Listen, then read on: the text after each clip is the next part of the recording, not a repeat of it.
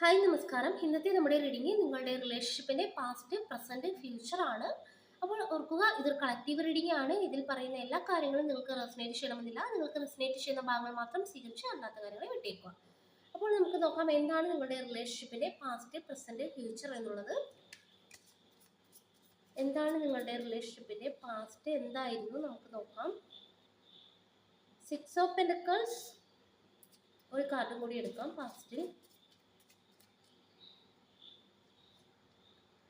4 of wands, രണ്ട് card എടുത്തിട്ടുണ്ട്. Present energy എന്താണ് നമുക്ക് നോക്കാം.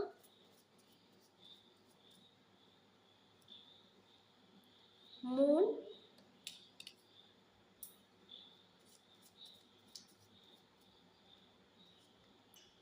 Ace of swords. Present energy ആയിട്ട് രണ്ട് കാർഡ് എടുത്തിട്ടുണ്ട്. ഇനി ഫ്യൂച്ചർ എന്താണെന്ന് നോക്കാം. 4 ഓഫ് കപ്സ്,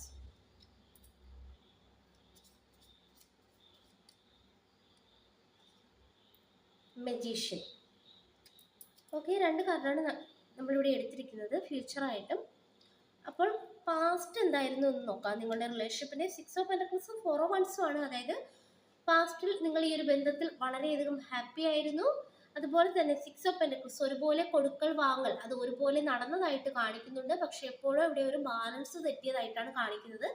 പക്ഷെ പാസ്റ്റിൽ ഒരുപോലെ സ്നേഹം, അതുപോലെ തന്നെ ഒരുപോലെ കെയർ എല്ലാം ഈ ഒരു ബന്ധത്തിൽ കൊടുത്തിട്ടുണ്ട്.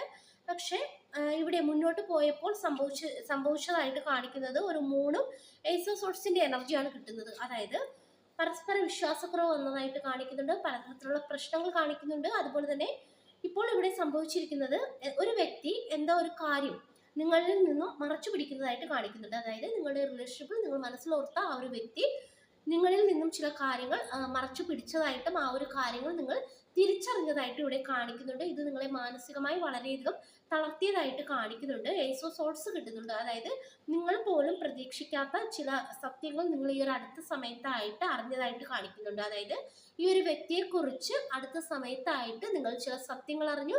അതിൽ നിങ്ങൾ മാനസികമായി തളർന്നിരിക്കുന്ന ഒരു അവസ്ഥയാണ് കാണിക്കുന്നത്. അതായത് ഒരു തീരുമാനം എടുക്കാൻ വയ്യാതെ നിങ്ങൾ വളരെയധികം വേദനിച്ചിരിക്കുന്നു.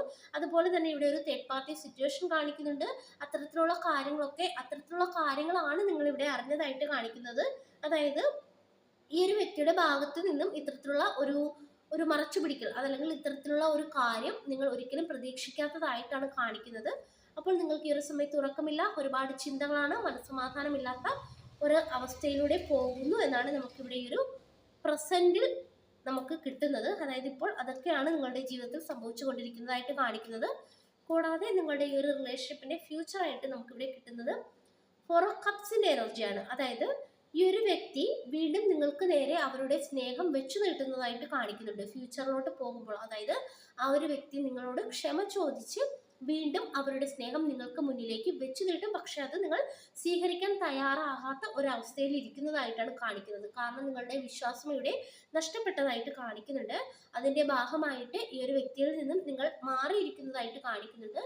കൂടാതെ നിങ്ങൾ ഒരുപാട് ഈ ഒരു വ്യക്തിയെക്കുറിച്ച് ഈ ഒരു രീതി ഇവർ ചെയ്തത് കൊണ്ട് അവരെക്കുറിച്ച് നിങ്ങൾ ആഴത്തിൽ ചിന്തിക്കുകയും വീണ്ടും ഇനി വിശ്വസിക്കണോ വേണ്ടയോ എന്നുള്ളൊരു ആശയക്കുഴപ്പത്തിലോട്ട് പോകുകയും ചെയ്യുന്ന ഒരു എനർജി കാണിക്കുന്നുണ്ട്.